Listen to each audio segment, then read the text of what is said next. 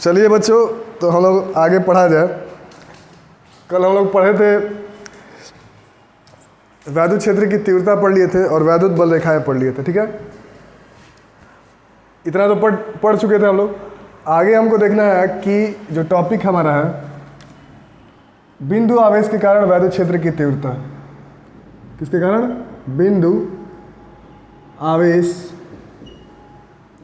के कारण वैद्युत क्षेत्र की तीव्रता।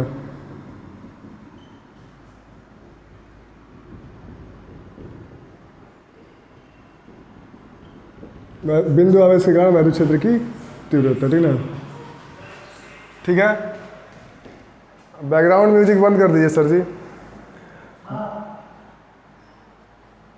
बिंदु आवेश के कारण वैद्युत क्षेत्र की तीव्रता। ठीक ना? इसको इंग्लिश में बोलेंगे electric field due to electric field intensity due to point charge. तो सबसे पहले मान लीजिए कि एक प्लस क्यू चार्ज है। ठीक ना? प्लस क्यू चार्ज आपने ले लिया। ठीक है, ये प्लस क्यू चार्ज है और इस प्लस क्यू चार्ज से हमको क्या करना है, आर डिस्टेंस पे एक पॉइंट पी है जहाँ पे हमको इलेक्ट्रिक फील्ड इंटेंसिटी की वैल्यू चाहिए इसके वजह से। ठीक है, तो क्या करेंगे हम लोग, देखिए, तो यहाँ पे हम लोग क्या करेंगे, एक टेस्ट चार्ज ले लेंगे प्लस क्यू नॉट, और इस टेस्ट चार्ज पे देखेंगे कि कितना फोर्स लग रहा है, बल कितना लग रहा है। तो देखेंगे बल इस पे कितना लगेगा, तो F इज इक्वल टू क्या होगा, के क्यू और q naught by r square, ये ना होगा।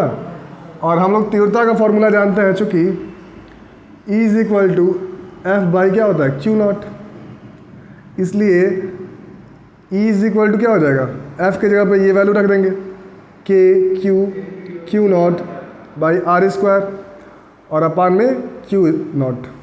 अब इस क्यू नॉट से क्यू नॉट कैंसिल हो गया, तो E इज इक्वल टू क्या हो जाएगा, के क्यू बाई आर स्क्वायर। तो ये आपका फॉर्मूला होगा क्या, किसी बिंदु आवेश के कारण वैद्युत क्षेत्र की तीव्रता। ठीक है, इस फॉर्मूले से आपको समझ में आ रहा होगा, डिस्टेंस जैसे जैसे इंक्रीज होगा क्या होगा, डिस्टेंस जैसे जैसे इंक्रीज होगा जो इंटेंसिटी है वैसे ही डिक्रीज करेगा। ये बात समझ में आ रहा है? चलिए, तो ये फॉर्मूला आ गया ना। अब देखिए इसमें, इस फॉर्मूले में, इस फॉर्मूले को जैसे बल में हमने अध्यारोपण का सिद्धांत पढ़ा था, वैसे ही तीव्रता में भी अध्यारोपण का सिद्धांत लागू होता है। ठीक ना? यदि नोट लिखेंगे, यदि निकाय में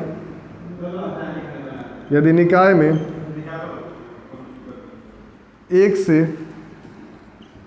अधिक आवेश हो तो, ठीक है, इतना बात समझ में आ रहा है। यदि निकाय में एक से अधिक आवेश हो तो, ठीक ना, तो यहाँ पे ध्यान से देखिए, यदि निकाय में एक से अधिक आवेश हो तो क्या करेंगे, मान लीजिए कि यहाँ पे एक प्लस क्यू चार्ज है Q1, यहाँ पे प्लस Q2 है और यहाँ पे प्लस Q3 है, और यहाँ पे हमको तीव्रता पता करनी है। ठीक है, यहाँ पे हमको तीव्रता पता करनी है, तो हम क्या करेंगे, सबकी वजह से तीव्रता निकालेंगे और सबको क्या कर देंगे, जोड़ देंगे। इस पॉइंट पे सबकी वजह से तीव्रता निकालेंगे, तो जो E टोटल होगा इस पॉइंट P पर, जो EP होगा वो क्या होगा, E1 चार्ज की वजह से भी होगा वेक्टर, प्लस E2 चार्ज की वजह से भी होगा, प्लस E3 चार्ज की वजह से भी होगा। तो डायरेक्ट आपको याद रखना है कि अगर क्या हो, एक से ज़्यादा आवेश हो किसी निकाय में, तो किसी बिंदु पर वैद्युत क्षेत्र की तीव्रता ज्ञात करने के लिए सभी तीव्रताओं को क्या कर देते हैं, सदिश योग कर देते हैं। इतना बात समझ में आ रहा है?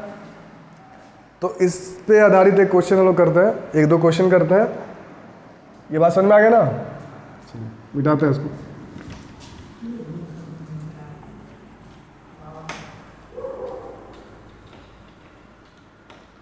अब आप लोगों का क्लास एक्सटेंड होगा, ठीक ना, 45 मिनट 1 घंटे का क्लास लिया जाएगा कुछ दिन से, 1-2 दिन के अंदर क्लासेस चलने लगेंगे आप लोग के।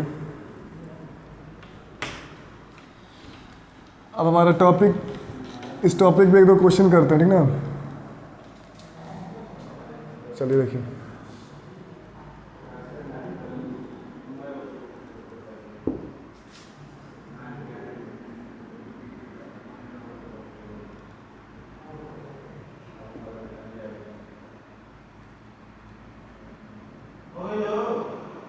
बस बस हो रहा है। हाँ हाँ हाँ, रुके भाई।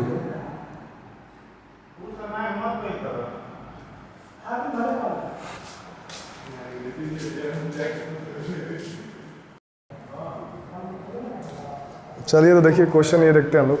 यहाँ पे हमको एक पॉइंट पी है जहाँ पे इलेक्ट्रिक फील्ड इंटेंसिटी या पॉइंट सी है, इसको पॉइंट ए मान लीजिए, इसको बी मान लीजिए। हमको सी पर फाइंड करना है। तो ध्यान से देखिए कि इसके वजह से जो इंटेंसिटी का डायरेक्शन होगा ये इधर होगा, ठीक है। और इसको हम लोग क्या बोलेंगे, ई, और किस पे, सी पर, किसके वजह से, बी के वजह से। और इसके वजह से इंटेंसिटी का डायरेक्शन इधर होगा, प्लस की वजह से बाहर की ओर होता है, ठीक ना। तो ई क्या हो जाएगा, सी ए।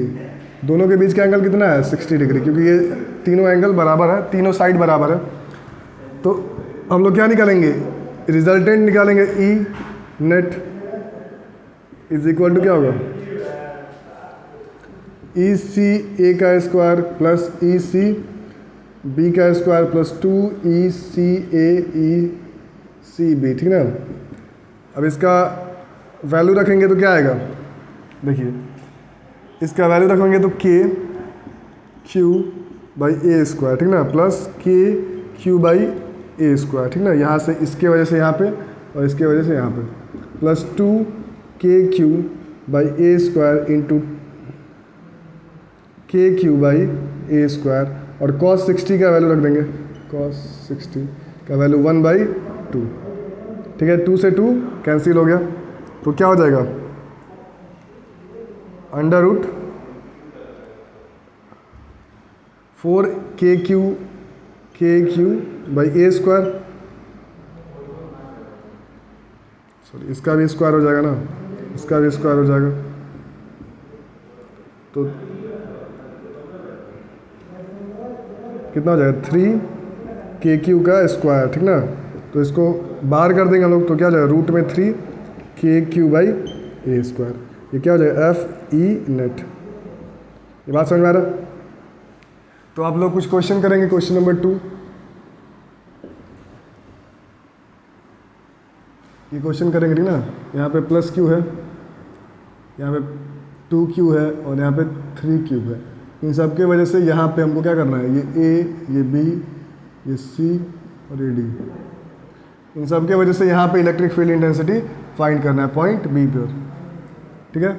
क्वेश्चन नंबर, चलिए ये एक क्वेश्चन ट्राई कीजिएगा। इसका साइड ए है, इसका साइड ए है और ये ए है, ठीक। ये आप लोग सॉल्व कीजिएगा। इसके बाद से हम लोग नेक्स्ट जो टॉपिक है, 2 टॉपिक और पढ़ेंगे, 3 टॉपिक, तो ये चैप्टर खत्म हो जाएगा। उसके बाद हम लोग इसका न्यूमेरिकल कर लेंगे। हमारे जो बुक लगता है यूपी बोर्ड में, उसका सारा न्यूमेरिकल कर लेंगे, ठीक है।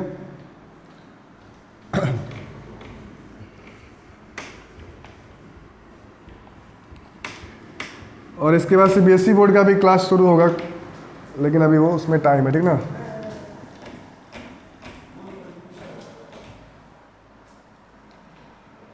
ठीक है, चलिए तो नेक्स्ट वीडियो में मिलते हैं। आज के लिए इतना ही।